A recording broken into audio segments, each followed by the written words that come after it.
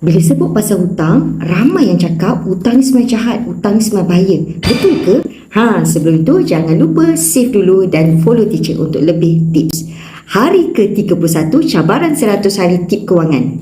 Teacher nak tanya ni, kalau kita berhutang bagi tujuan menambah ilmu, atau kalau kita berhutang bagi tujuan untuk beli tools dan tools tu membantu pekerjaan kita, adakah itu hutang yang baik? Berbanding kalau kita berhutang nak pergi memuaskan kehendak kita, nak beli gadget untuk update terkini, untuk shopping sampai berhutang, adakah ia sama hutang untuk menambahkan ilmu berbanding dengan hutang untuk kita mengikuti trend dan mengikut kehendak semata-mata? So hakikatnya bukan semua hutang tu buruk dan tak elok. Yang bahaya bila kita berhutang tapi berhutang tu hanya untuk memenuhi kehendak kita saja, nafsu kita saja. Kita nampak bergaya tapi sebenarnya kita sedang menanggung hutang, menanggung komitmen sampai bertahun-tahun lamanya.